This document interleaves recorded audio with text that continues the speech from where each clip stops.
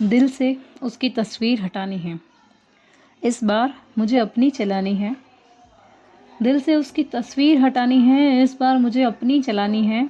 यूं ही चश्मा लगाए नहीं फिरती मैं, यूं ही चश्मा लगाए नहीं फिरती मैं, ये कमज़ोर नज़रें उसकी निशानी है। सो हेलो एवरीवन, कैसे हैं आप सभी। ये शायरी से थोड़ा मैं रिलेट कर पाती हूँ। मतलब ऐसा नहीं है कि कोई है मेरी लाइफ में, नहीं नहीं नहीं नहीं, मुझे बस चश्मा है इसलिए। हेलो एवरीवन, कैसे हैं आप सभी। मैं हूँ अंश और स्वागत है आप सभी का दी लव बियॉन्ड लिमिट्स पर। आप सुन रहे हैं the unwanted marriage. I don't know कि मैं इस स्टोरी को और कितना आगे बढ़ाऊँगी। मे बी ये जल्दी ख़त्म हो जाए, शायद। I am not so sure, but देखते हैं क्या होता है। चलिए ले लेते हैं एक छोटा सा क्विक रीकैप। तो लास्ट पार्ट में हमने क्या देखा था। हमने देखा था कि रूही किडनैप हो गई थी। किसने किया था ये तो अब आप लोगों को पता चल ही गया है। हाँ, मिस्टर बंसल ने। और लिया को ये भी पता चल गया था कि वहाँ उसे कहाँ लेके जाया गया है, क्योंकि उसने सीसीटीवी फुटेजेस को देख लिया था। तो बस यही था पिछला एपिसोड। चलिए चलते हैं आगे। रूही एक फैक्ट्री के गोडाउन में आधी बेहोश हालत में है। वो फैक्ट्री बाहर से सुनसान और दिखने में थोड़ी अजीब सी थी। जंग लगे दरवाजे और हवा में एक अजीब सी केमिकल सी स्मेल। अंदर दूर तक ड्रम्स की लाइन बिछी हुई थी, वही नीले ड्रम्स जिन पर कुछ लाल पीले क्रॉस के निशान बने हुए थे। लिया अपने रास्ते में थी। उसे पता चल चुका था कि ये सब किसने किया। उसने जब उन सीसीटीवी फुटेजेस को थोड़ा गौर से देखा तो उसने उस ट्रक के पीछे, जिस ट्रक में रूही को ले जाया गया, एक निशान देखा, एक लोगो देखा। और वो लोगो देखते ही उसे कुछ क्लिक हुआ कि ये लोगो उसने कहीं पहले देखा हुआ है।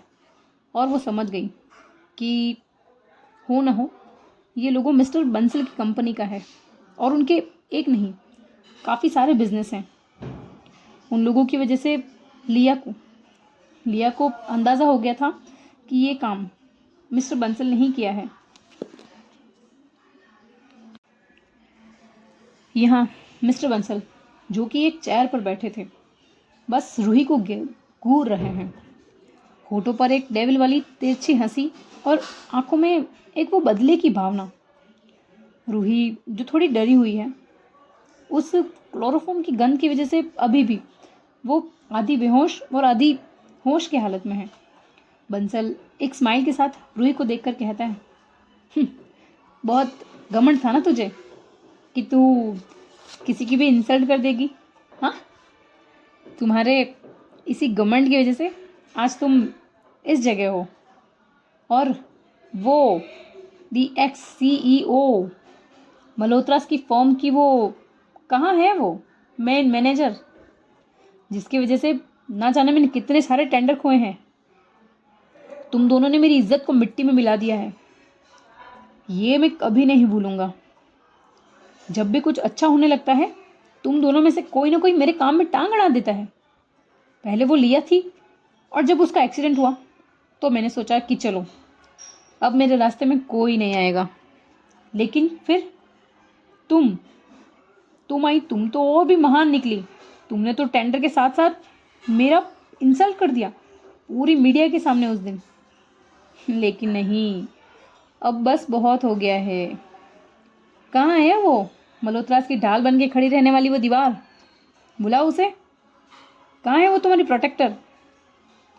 रूही अपनी उस बेहोशी की हालत में है। उसके कानों में बंसल की आवाज़ें साफ साफ पड़ रही है। वो सब कुछ सुन रही है, लेकिन वो अभी इस हालत में नहीं है कि वो बंसल की इन बातों का जवाब दे सके।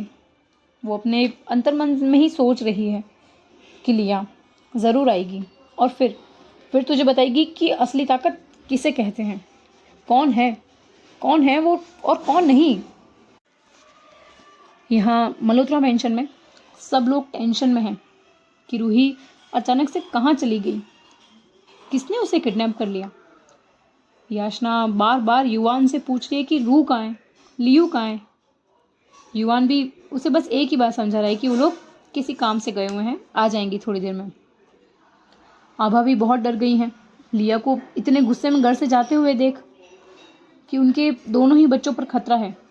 आलोक का भी यहाँ यही हाल है। कमिश्नर लिया की दी हुई उस लोकेशन पर अपनी एक टीम के साथ पहुंच चुके हैं। उस केमिकल फैक्ट्री के बाहर कमिश्नर, उनकी टीम, हर्षाली, दिया, सभी लोग पहुंच चुके हैं। पुलिस वालों के पास, सभी के पास लोडेड गन्स हैं और हर्षाली ने सभी अपने सोर्सेस से कहकर कुछ वेपन्स का इंतज़ाम इनके लिए भी कर दिया था। लिया जब वहाँ पहुँचती है तो वो उस केमिकल की स्मेल को पहचान जाती है, क्योंकि वो मिस्टर बंसल के साथ यहाँ पहले भी कुछ टेंडर्स को फाइनल करने के लिए यहाँ आई थी और उसे पता था कि ये केमिकल्स बहुत ख़तरनाक हैं। वो सबसे कहती है, प्लीज़ डोंट फायर, कोई भी शूट मत करिएगा। यहाँ चारों ओर केमिकल ड्रग्स हैं, एक चिंगारी और सब कुछ जलकर खाक हो जाएगा। हमें बहुत सोच समझ कर काम लेना होगा। तो आप लोग प्लीज़ ऐसा कोई काम मत करिएगा कि हमें बहुत भारी नुकसान हो। हमें रूही को यहाँ से सही सलामत घर लेके जाना है, सो बी केयरफुल। पुलिस की टीम धीरे धीरे एक एक करके वहाँ खड़े वो गार्ड्स को दबोचने लगती है। कोई चुपचाप पीछे से गला दबाकर गिराया जा रहा था, तो कोई एक मुक्का खाकर बेहोश। यहाँ पुलिस की टीम उन लोगों को संभाल रहे हैं। इधर लिया और हर्षाली उस पूरी फैक्ट्री के चारों ओर बस रूही को ढूंढ रहे हैं कि उसे आखिर कहाँ छुपा के रखा है। पूरी फैक्ट्री ढूंढ लेने के बाद भी जब लिया को रूही कहीं नहीं मिलती तो वो थक हार कर एक दीवार से सहारा लेकर खड़ी हो जाती है। तभी उस खिड़की से उसे वहाँ कुछ आवाज़ें आने लगती हैं। लिया ने अंदर झांक कर देखा तो रूही उस चेयर पर बंधी हुई थी। रूही को देखते ही जैसे उसकी सांस में सांस आई। उसने रूही को देखा जो अपने आप को लिए छुड़ाने के लिए छटपटा रही है। वो अपने मन से कहती है, बस रू, I am here, don't worry. लिया अपने मन से ये सारी बातें कहती है और मिस्टर बंसल जो भी फ़ोन पर अपनी पीठ को उस खिड़की की तरफ किए हुए किसी से बात कर रहे हैं, उनकी नज़र उस परछाई पर पड़ जाती है जो लिया के वहाँ होने से पड़ रही थी। जैसे ही मिस्टर बंसल ने वो परछाई देखी और तुरंत ही पीछे मुड़कर देखा तो वहाँ कोई नहीं था, लेकिन उन्हें भनक लग गई थी कि कोई ना कोई तो वहाँ था अभी। मिस्टर बंसल ने तुरंत ही अपनी गन को निकालकर रूही के सिर पर तान दी। बंसल थोड़ा चीखते हुए आवाज़ में कहता है, वहाँ जो भी छिपा है चुपचाप बाहर आ जाओ, वरना तुम्हारी ये रूही यहीं ढेर हो जाएगी। बंसल के इतना कहने पर पूरा गोडाउन सुनसान हो गया था। सिर्फ वहाँ वो केमिकल की तेज स्मेल आ रही थी। लिया ने अपने सर पर हाथ से मारा और अपने होंठ भींच लिए। उसके दिमाग में अभी बस एक ही बात दौड़ रही थी कि अगर मैं अभी बंसल के सामने आई तो वो गोली चला देगा, लेकिन अगर देर की तो रूही की जान को खतरा हो सकता है। और ये ड्रम्स, एक गलती से पूरा गोडाउन धमाके से उड़ जाएगा। लिया ने कुछ देर तक कुछ सोचा और सोचने के बाद उसने हर्षाली के कान में कुछ फुसफुसाया और उसे कुछ समझाने लगी। हर्षाली ने भी लिया की बातों में हामी भर दी और मिस्टर बंसल एक बार फिर अपने शब्दों को वहाँ चिल्लाता है, निकल आओ वहाँ, मुझे पता है तुम लोग यहीं हो, जो भी है निकल आओ जल्दी वहाँ से, और मेरी तरफ एक कदम भी आगे मत बढ़ाना, जहाँ हो वहीं से बाहर निकलो। लिया धीरे धीरे अपने दोनों हाथों को ऊपर करते हुए उस गोदाम के अंदर आ जाती है और लिया अपनी नज़रों को वहाँ हर तरफ घुमाती है। उसके दिमाग में कुछ तो चल रहा है। मिस्टर बंसल रूही के सिर पर गन को बिल्कुल टच करके खड़ा है। लिया तुरंत समझ जाती है कि उसकी एक गलती और यहाँ सब कुछ जलाकर राख हो जाएगा। लिया मिस्टर बंसल से कहती है, क्या मिस्टर बंसल, इतना कायर कैसे हो सकते हैं? एक लड़की को अगवा कर लिया उसी के घर से। छी मिस्टर बंसल, बदला लेना ही था तो मुझसे लेते ना। रूही को यूं किडनैप करके क्या मिला आपको?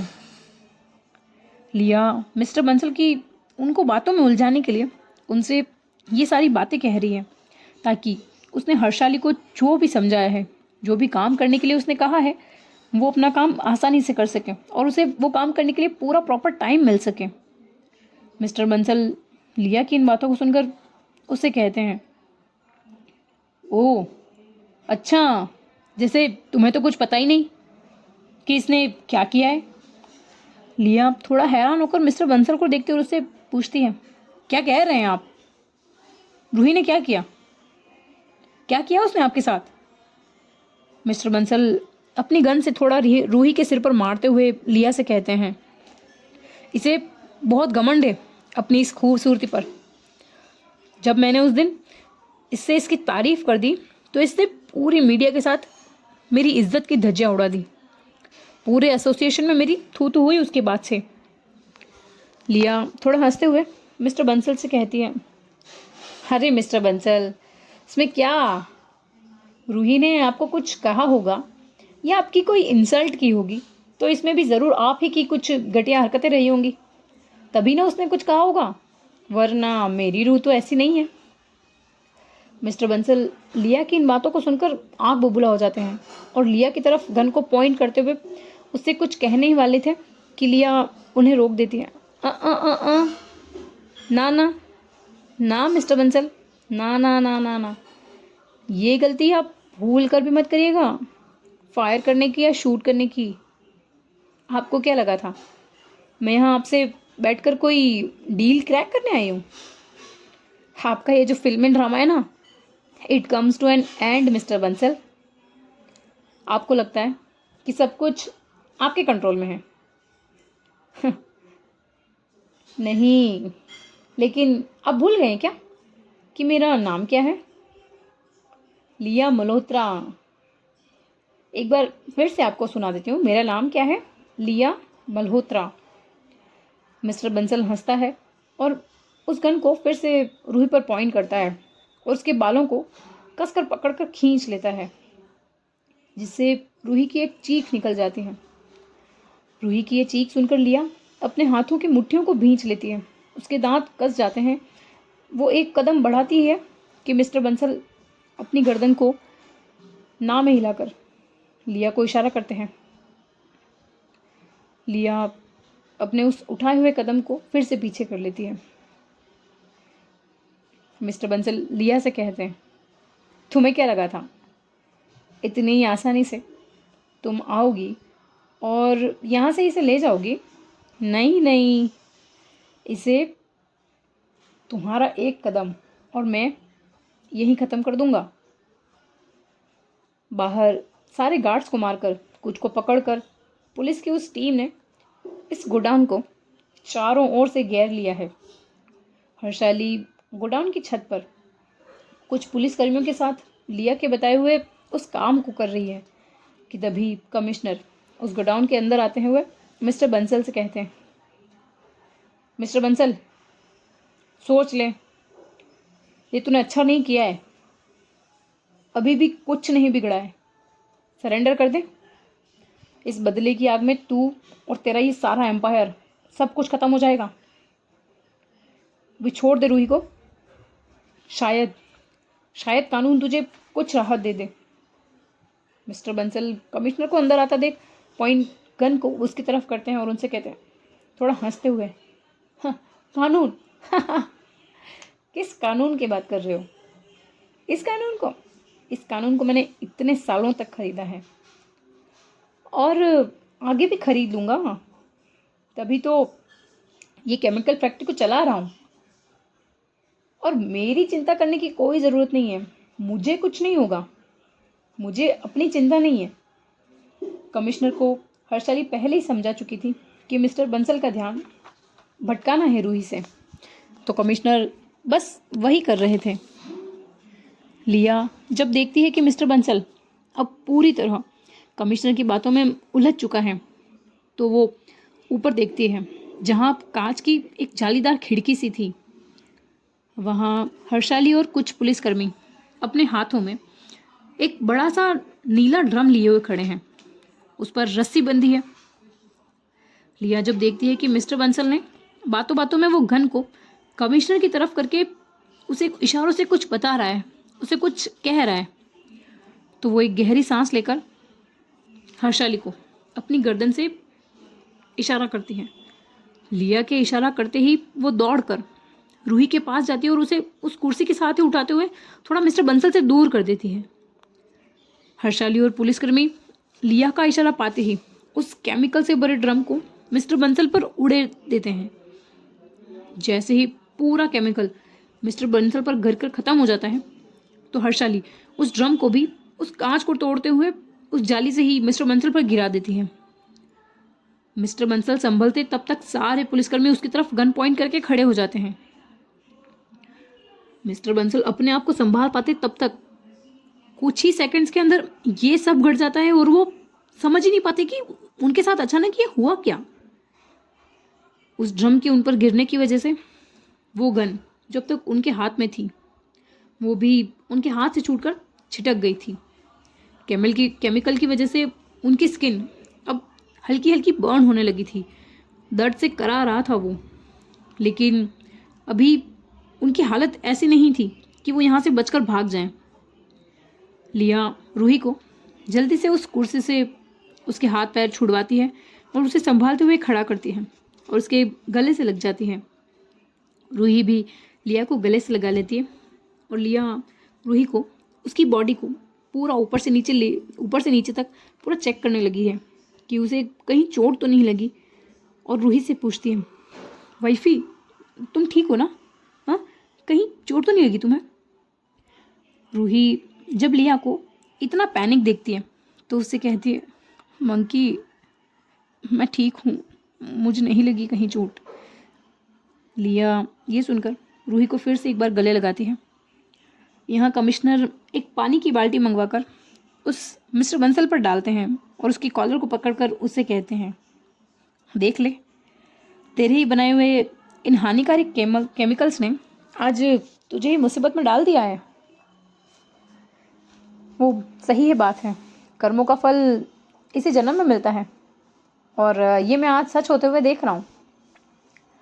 लिया रूही को वापस उस कुर्सी पर संभाल कर बिठाकर मिस्टर बंसल के पास आती है और उसके सिर से उसके बालों को खींचते हुए उसे पकड़ते हुए उससे कहती है, क्यों, दर्द हो रहा है या नहीं? मिस्टर बंसल यहाँ पहले से ही दर्द से करा रहे हैं और लिया की इस हरकत ने उन्हें और दर्द में डाल दिया। लिया थोड़ा गुस्से में है और उसके बालों को और कसकर खींचते हुए मिस्टर बंसल से कहती है, साले तूने हाथ कैसे लगाया मेरी रूही को? हाँ, तेरी हिम्मत कैसे हुई से टच करने की? कैसे पकड़े तूने उसके बाल? ऐसे ही ना? हाँ? ये कहते हुए लिया उसके बालों को और कसकर खींच कर पकड़ लेती है और उसे कहती है, तेरी हरकतें ही रही होंगी कि रूही ने तेरी इंसल्ट की, क्योंकि तू है ही इसी काबिल। लिया ये कहते हुए ही मिस्टर बंसल के मेन पॉइंट पर अपने लेफ्ट पैर की नी से एक बहुत बहुत बुरा हिट करती है, जिससे मिस्टर बंसल एक तेज आवाज़ के साथ वहीं नीचे बैठ जाता है। लिया उसके मुंह पर भी अपने राइट हैंड से एक पंच मारती है और उससे कहती है, ये याचना के लिए जो तूने उस दिन स्कूल में करवाया था ना? हाँ साले, इतना कायर है तू, एक छोटी बच्ची को किडनैप करने में लगा था। उठ, जल्दी उठ, उठ यहाँ से। मेरी शादी थी आज, देख तेरी वजह से मैं क्या कर रही हूँ यहाँ। मैं कभी नहीं चाहती थी कि मैं अपना ये वाला तेवर किसी को दिखाऊं, नहीं, लेकिन तुम जैसे कुछ लोगों की वजह से मुझे स्प्लिट पर्सनालिटी होना पड़ता है। ये कहते हुए लिया कभी उसके मुंह पर तो कभी उसके पेट पर तो कभी उसके हाथ को ट्विस्ट करती। वो बस अपना सारा गुस्सा दे धनादन मिस्टर बंसल पर उतारे जा रही थी, कभी इधर तो कभी उधर। मिस्टर बंसल अब पूरी तरह अधमरी हालत में हो चुका था मुंह से खून, सर से खून, जाने कहाँ कहाँ से खून निकल रहा था। लिया उसकी कॉलर से घसीटते हुए उसे रूही के पैरों में लाकर गिरा देती है और उससे कहती है, सॉरी बोल, जल्दी जल्दी सॉरी बोल। मिस्टर बंसल अपनी उस कांपती आवाज़ में ही रूही से कहते हैं, सॉरी, मुझे माफ़ कर दो। लिया अपने घुटनों के बल बैठकर मिस्टर बंसल को उसकी उस फटी हुई कॉलर से पकड़कर उसे उठाते हुए कहती है, देख देख देख मेरी तरफ देख। ये कौन है? कौन है ये? रूही लिया मल्होत्रा। अब ये नाम तू भूल के भी मत भूल जाना। ये मेरी वाइफ है और अगर मेरी वाइफ पर कोई भी उंगली उठाए तो मुझे बिल्कुल बर्दाश्त नहीं। तूने तो साले, आज तूने सारी हदें पार कर दी हैं। मन तो कर रहा है तेरी यही जान ले लूँ मैं, लेकिन नहीं, ऐसे नहीं, इतनी आसानी से नहीं, तुझे इतनी आसानी से नहीं मारूंगी मैं।